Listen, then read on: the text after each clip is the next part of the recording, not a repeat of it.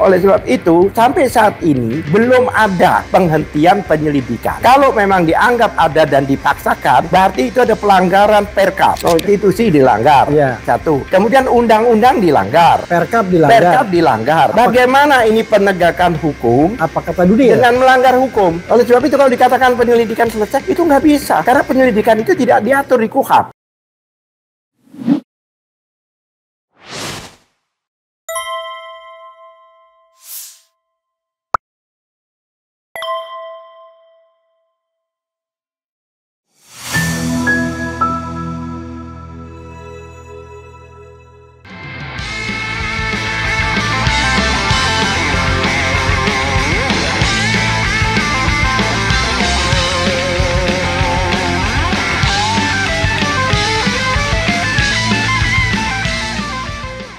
Assalamualaikum warahmatullahi wabarakatuh. Waalaikumsalam. Sobat RH sekalian, jumpa lagi kita di channel yang keren ini, Keren Cadas. Ya, Sobat RH sekalian, pelajaran kita lanjutkan dari kemarin-kemarin ya. Ini pelajaran yang terkait dengan pelanggaran yang dilakukan oleh Bareskrim Mabes Polri ketika melakukan uji laboratorium forensik, uji forensik sebenarnya ya, di lapor Polri. Apa yang salah? Kita diskusikan dengan Abdullah Al-Kadiri. Sehat bro ya? Alhamdulillah. Alhamdulillah bro. Anda sering sekali mengatakan Perkap. Bahkan Perkap itu Anda mau bacakan di gelar perkara khusus, tapi dilarang oleh polisi. Di stop. Kami sudah tahu. Itu dia bilang ya? Iya. Padahal ini hal yang penting. Substansi. Sebenarnya apa yang ada dalam Perkap tersebut, dan kemudian kenapa versi Anda polisi kelihatan takut kalau Perkap ini dibacakan? Silakan bro. Iya, memang berapa kali kan saya sudah dalam podcast maupun dalam dialog TV apa itu kan saya sering katakan ya kan bahwa ada pelanggaran Perkap itu. Ya, dan itu berulang-ulang saya katakan. Makanya kemarin itu kok sinkron ya, waktu masuk ke giliran kami, waktu gelar perkara kemarin, pertama Egy Sujana yang menyampaikan paparannya, bahkan dia gunakan ayat-ayat Al-Quran dan sebagainya, yang masalah keadilan dan sebagainya, untuk mengingatkan mereka bahwa ini bukan hanya masalah dunia, tapi di akhirat waktu itu. Kemudian saya melanjutkan Egy Sujana, saya katakan bahwa saya akan bicara substansi di sini, khususnya masalah Perkap Kapolri. Dalam Perkap Kapolri itu jelas, yaitu Perkap nomor 10 tahun 2009. Bukan ya kan? Perkap Kapolri, peraturan Kapolri. Peraturan Kapolri yang disingkat Perkap tadi. Ya. Peraturan Kapolri itu kalau di kementerian itu sama dengan peraturan menteri. Permen. Jadi itu suatu legal ya, legalitas.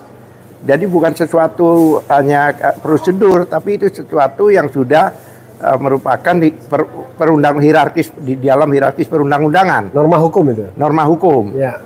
Jadi bukan hanya aturan prosedur atau SOP, bukan. Itu sudah norma hukum. Ya kan? Maka Perkap Kapolri nomor 10 tahun 2009 itu jelas-jelas yaitu Perkap tentang, barangkali Bang Refli bacakan. Iya, oke, saya bacakan ya.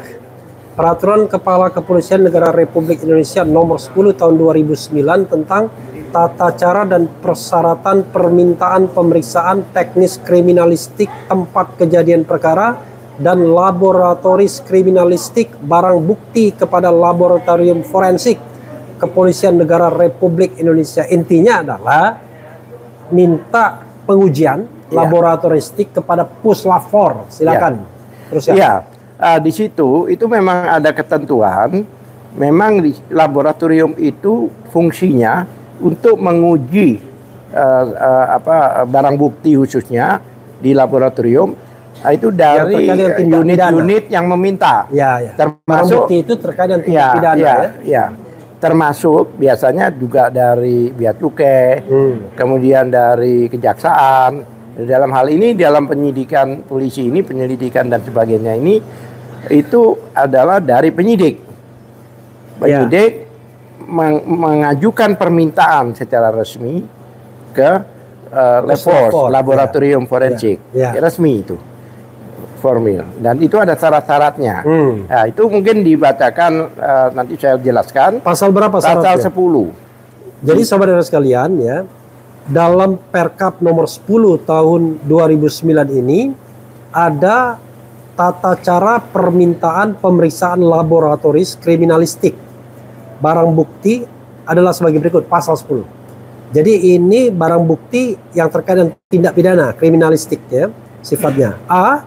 Kepala Kesatuan Kewilayahan atau Kepala Garis Miring Pimpinan Instansi mengajukan permintaan pemeriksaan laboratoris kriminalistik barang bukti secara tertulis kepada Kalapor Polri. Kalapor itu Kepala Laboratorium Forensik. Dengan menjelaskan maksud dan tujuan pemeriksaan dan berarti kumulatif ya. Permintaan tertulis sebagaimana dimaksud pada ayat 1 huruf A wajib dilengkapi persyaratan formal dan teknis sesuai dengan jenis pemeriksaan. Ya. Oke, itu bunyinya. Kemudian huruf B-nya, apabila terdapat kekurangan persyaratan sebagaimana dimaksud pada ayat 1 huruf B, Kalapor Polri meminta kekurangan persyaratan tersebut secara tertulis kepada Kepala Kesatuan Kewilayahan atau Kepala Garis Miring Pimpinan Instansi yang mengajukan permintaan pemeriksaan untuk dipenuhi dalam batas waktu 14 hari kerja. Ya. 3, ayat 3, setelah 2 kali permintaan kekurangan persyaratan sebagaimana dimaksud pada ayat 2 tidak dapat dipenuhi, Lapor Polri akan mengembalikan berkas pemeriksaan barang bukti tanpa memberikan hasil pemeriksaan. Ya. Cukup. 4, permintaan pemeriksaan dapat diajukan kembali dengan permintaan baru setelah memenuhi persyaratan sebagaimana dimaksud pada ayat 1 huruf B. Ya. Gitu. Itu jelas ya bahwa ada permintaan, kemudian yang B itu dikatakan bahwa di dalam mengajukan laboratorium itu harus dilengkapi, ya kan, harus dilampiri persyaratan formil maupun teknis. Ngerti mas? Persyaratan formil yang dimaksud itu ya formilnya, ya kan. Teknis itu tergantung pemeriksaan bukti apa. Kan banyak ya, ada mungkin bom, mungkin ada senjata, mungkin ada itu teknis. Ya, itu harus dilampirkan. Ya, dalam konteks ijazah mungkin uji kertas, uji tinta, formil. Uji usia. Itu wajib. Di situ dikatakan wajib di Perkap itu. Ya kan, wajib itu kalau menurut saya udah levelnya di atasnya harus. Wajib. Lah, bahkan jika lampiran itu ada kekurangan, maka dikembalikan untuk dilengkapi. Dan itu diberi waktu 14 hari kerja. Jika untuk dilengkapi kembali. Dan jika di dalam pemeriksaan 14 hari ternyata masih kurang, dikembalikan lagi dalam tenggang waktu 14 hari lagi. Jika tetap masih tidak lengkap, sudah dibalikin. Ini sangat ketat. Maka dikembalikan tanpa diperiksa udah. Berarti tidak bisa, tidak memenuhi syarat. Dan kalau mau mengajukan lagi, ya pengajuan baru. Pengajuan baru. Oke. Ya kan. Nah, sekarang mari kita masuk ke persyaratan itu. Nah, ini yang menarik ini. Kan persyaratan di situ itu di Perkap itu kan sampai apa saja ada masalah di pasal berapa? 80 yang dalam hal ini. Tapi saya lanjutkan, itu ada tergantung apa gitu. Ada masalah bom, masalah ini itu tergantung. Kebetulan masalah dokumen. Sekarang antara dua ya. Kalau dokumen itu dianggap produk cetak itu masuk 84. Tapi anggap aja dokumen. Tapi syaratnya sama. Nah, sekarang yang 80 ya. Langsung mohon dibacakan. Saya bacakan yang 80 syarat untuk pemeriksaan dokumen dari lapor Laboratorium Forensik kepada Kalapor. Khusus dokumen itu. Khusus dokumen. Jadi kalau dokumen itu di pasal 80. Ini pemeriksaan barang bukti dokumen. Pasal 79 dulu ya. Pemeriksaan barang bukti dokumen dilaksanakan di Lapor Polri dan atau TKP. Nah, pasal 80-nya, pemeriksaan barang bukti dokumen sebagaimana dimaksud pasal 79 wajib memenuhi persyaratan formal sebagai berikut. Sebagaimana dibilang tadi ya. Wajib. A. Permintaan tertulis dari Kepala Kesatuan Kewilayahan atau Kepala Pimpinan Instansi atau Kepala garis miring Pimpinan Instansi. Misalnya penyidikan dari yang menyidik gitu ya. Ya. Oke, nanti dijelaskan. Kemudian B. Laporan polisi LP. Jangan lanjutkan dulu. Oh, jangan lanjutkan dulu, silakan. Supaya lebih detail. Oke. A tadi Ya. itu adanya permintaan. Oke. Itu resmi. Ya, Dengan permintaan dari yang menggunakan dalam ini seperti Dalam hal- user ya. Dalam ini penyidik. penyidik. Oke. Penyidik atau atasan penyidik lah. Ya. Pokoknya penyidik itu kan mempunyai otoritas. Ya. Ya, itu permintaan. Lah yang B itu Ya mungkin permintaannya dari Direktur Tindak Pidana Umum mungkin ada ya. kemungkinan Dari seperti itu. Dirtipidum mungkin. Saya tidak tahu yang teknisnya seperti Ya. itu. Yang jelas ada permintaan. Ya. Ya kan? Yang B di situ dikatakan dilampiri dengan laporan polisi. Laporan polisi. Oke. Jangan lupa ya, laporan polisi itu wajib. Ya. Jadi kalau tidak ada laporan, maka tidak ditolak seperti pasal 10 tadi. Ya. Laporan dan laporan polisi itu, ya kan? Itu ada nomor laporan, Ya. kemudian ada perbuatan pidananya dijelaskan secara detail. Ya. Apa? Ya. Contohnya yang di Bareskrim itu adalah pemalsuan surat. Ya. 263, 264, 266 kalau nggak Ya. salah, pemalsuan surat. Apa peristiwanya, Ya. apa tindak pidananya dan sebagainya. Laporan, Ya. ya kan? Nah, pada kemarin itu pemeriksaan itu belum sampai taraf laporan Oke. karena masih dumas. Oke. Kalau dumas belum ada laporan lah. Baru Sekarang ditulis laporan informasi di situ. apa itu hanya sebagai undangannya seperti Iya. itu. Iya. Tapi di dalam faktanya tidak ada laporan. Baru pengaduan masyarakat. Pengaduan masyarakat. Bahkan pada waktu gelar perkara itu ditampilkan, diperagakan, maksudnya apa? Dipresentasikan, belum sampai laporan, Baru pendumas. baru dumas. Ya, jadi dia bilang bukan pelapor tapi pendumas. Pendumas. Ya. Oleh sebab itu syarat itu kan tidak masuk, Ya. ya kan? Bahkan seharusnya dikembalikan, bahkan Oke. ditolak. Ya. Oke, cara laporan begini. Dan satu hal lagi, karena laporan itu ada nomor laporannya Ya. dan tindak pidananya dan peristiwanya, maka seandainya walaupun itu pelanggaran Perkap itu, Ya. seandainya ini mau digunakan di pemeriksaan di Polda hubungan dengan laporan yang tidak nyambung, nggak boleh. Karena nomor laporannya pasti beda, Ya. peristiwanya pasti beda. Ya. Karena apa? Di situ kan 310, 311, Iya. 160 dan tidak menyangkut saat 263, 264. Ya. Nggak bisa, Ya. ya kan? Karena harus sesuai dengan peristiwanya, polisi, iya. undang-undangnya, pasalnya. Ya, tapi kita jangan melebar ke Polda Nggak, dulu. supaya ke Bareskrim. masyarakat tahu persis. Ya, tapi Artinya, ke Bareskrim jangan gitu. sampai Bareskrim menggunakan ini untuk Polda, itu nggak bisa gitu. Atau loh. Polda menggunakan ini. Sorry, Polda menggunakan Yang apa untuk yang ini, dihasilkan ya. Bareskrim. Dan Polda Ya. kan di dalam di dalam konferensi pers dari Humasnya mengatakan bahwa Polda itu hanya pegang fotokopi. Ya. Jangan lupa itu. Dan Ya. itu diakui. Satu. Oke. Yang B, yang C, Yang C, BAP saksi garis miring tersangka atau laporan kemajuan. Jadi Nah, BAP itu, itu oke. berita acara pemeriksaan saksi garis miring tersangka atau loh iya. laporan kemajuan. Iya. Nah, laporan kemajuan apa? Belum ada laporan. Iya. Kan laporannya belum ada. Oke. Iya kan? Iya. Satu. Nah, kalau BAP, yang jelas BAP saksi dan tersangka, jangan lupa itu. Belum ada. Bukan, maksudnya begini. Tersangka itu biasanya pada akhir penyidikan, maka status seseorang itu menjadi tersangka.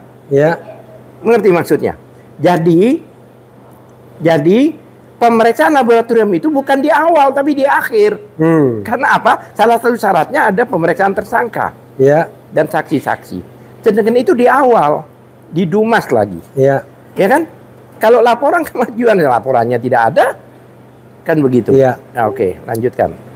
D. Tapi ini perlu juga dikatakan ini BAP saksi garis miring tersangka atau laporan kemajuan ya.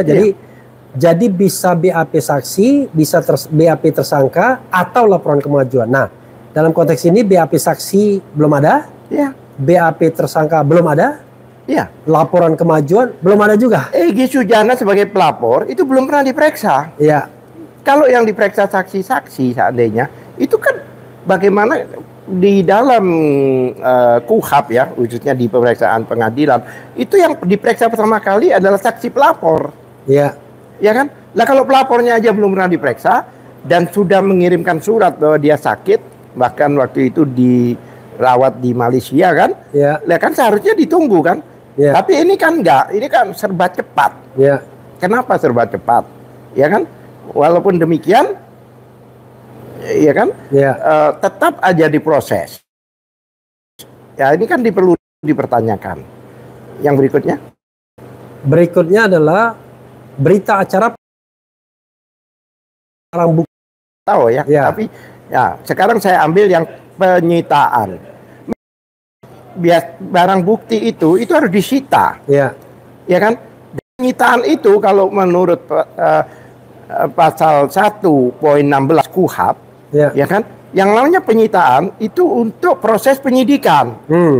Jadi penyitaan itu dilakukan pada saat penyidikan. Ya, bukan dalam penyelidikan. Dumas, apalagi penyelidikan. Ya.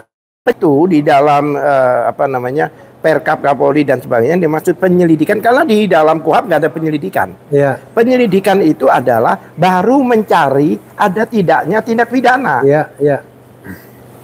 Itu penyelidikan. Ya. Baru ada nggak ini tindak pidananya. Nah, sedangkan itu lain kan di situ. Nah, penyitaan yang saya katakan pasal 1 KUHP poin 16 itu, Ya. itu dalam proses penyidikan, penuntutan dan persidangan di situ. Bukan pada Dumas. Dan nah, yang, ini ya itu kan. Dan yang jelas tidak ada berita acara penyitaan ini. Lah begini Karena kalau barangnya disita, dibalikin nah, soalnya. itu masalahnya. Iya. Lah, penyitaan ini ya kan itu tidak boleh dikembalikan kalau memang ada penyitaan. Iya. Walaupun penyitaan itu juga tidak benar ada penyitaan di dalam taraf Penyelidikan. Dumas. Iya, Dumas. Anggap aja penyelidikan itu Ya, tidak ada. pokoknya apapun Di bawah, penyelidikan. Iya. iya. Di bawah penyidikan itu penyidikan tidak lah. bisa. Iya. Seandainya disita pun itu pun tidak boleh dikembalikan Iya. sebelum proses ini selesai. Tapi faktanya, ya kan, itu kan dikembalikan sebelum pengumuman. Sebelum diumumkan sudah dikembalikan. Iya. Ya kan? Oke deh kalau seandainya setelah diputuskan penyelidikannya ini tidak bisa lanjut contohnya, ya kan? Seandainya baru dikembalikan masuk akal lah. Iya. Ini tidak. Belum diumumkan sudah dikembalikan sehingga yang ditayangkan di depan wartawan dan satu hal lagi seharusnya ini dikonfirmasikan ke pelapor Iya. sebelum diumumkan ke masyarakat. Ngerti enggak? Iya. Karena pelapor itu adalah yang berhak lebih tahu lebih dulu, tapi tidak diberitahu, langsung diumumkan ke masyarakat, ya kan? Ya. Langsung diumumkan ke masyarakat. Nah, ini kan apa ya istilahnya? Ada apa kan jadi pertanyaan? Apalagi dikembalikan, ya kan? Padahal selama ini jika di dalam konvensi pers yang membicarakan soal hasil laboratorium itu biasanya bendanya itu secara fisik ditaruh di meja. Contohnya kalau minuman keras ditaruh itu botol-botol dan sebagainya. Ya kalau KM50 ada pedang, ada pistol. Ada pedang, ada pistol, narkoba, itu jelas. Pernah nggak tahu bahwa oh ini ada narkoba cuma ditunjukkan fotonya. Oh ini ada pistol fotonya. Tidak pernah. Karena proses itu fisiknya. Pertanyaan saya kenapa yang ditunjukkan hanya fotokopi dan itu pun di kamera, itu pun itu hitam putih. Berlipat. Ijazahnya berlipat. Ya kan? Mana ada ijazah dilipat-lipat itu? Ijazahnya berlipat. Satu, makanya diduga oleh banyak orang, termasuk sebagian masyarakat Indonesia, itu takut dilihat langsung, baik oleh wartawan maupun oleh orang-orang yang ada di situ. Terutama oleh para ahli. Iya, ya. Oleh sebab itu, karena proses daripada pemeriksaan ini sudah melanggar pasal 10 itu yang mewajibkan. Ya kan, persyaratan itu. Oleh sebab itu maka penghentian penyelidikan ini tidak sah. Oke. Makanya kami keberatan kalau penyelidikan ini dihentikan. Ya kan? Dan tidak sah juga hasil puslapor. Lah iya dong. Karena tidak disertai syarat. Syaratnya itu semuanya tidak ada, semuanya loh. Iya. Yang ada cuma yang terakhir ini aja apa itu? Yang konon kabarnya. Tidak ada juga autentikasi dokumen pembanding. Itu 3 dokumen yang dikatakan itu sebagai pembanding itu harus diperiksa dulu autentik atau tidak. Iya. Iya kan? Itu juga Karena kalau palsu sama palsu ya, ya identik. Ya, atau identik gitu. Ya, kan saya berkali-kali katakan. Ya kan? Seharusnya dokumen pembanding itu pun juga ditunjukkan. Iya kan? Ini pembandingnya. Iya. Ini. Karena pelanggaran ini, maka ya kan penghentian penyidikan ini tidak sah. Oke. Penyelidikan ya, tidak sah. Tidak usah dilanjutkan, tidak terbukti ada tindak pidana, belum sampai ke situ.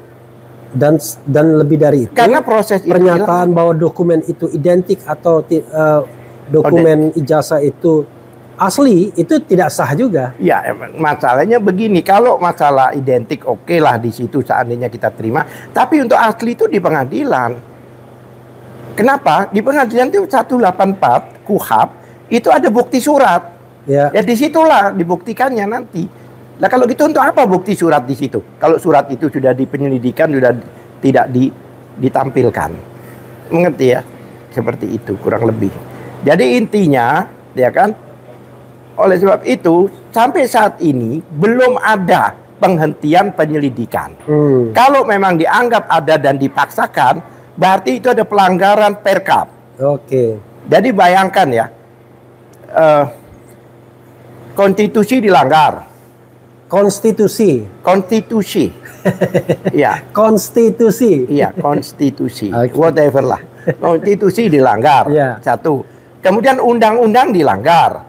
Perkap dilanggar. Perkap dilanggar.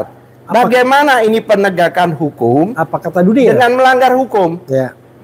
Oleh sebab itu kalau dikatakan penyelidikan selesai, itu nggak bisa. Karena penyelidikan itu tidak diatur di KUHP. Oke. Dan di Perkap pun tidak diatur. Jadi penyelidikan bukan tidak diatur. Penyelidikan itu diatur, penghentiannya ya. Penghentian penyelidikan itu tidak diatur di Perkap. Ya.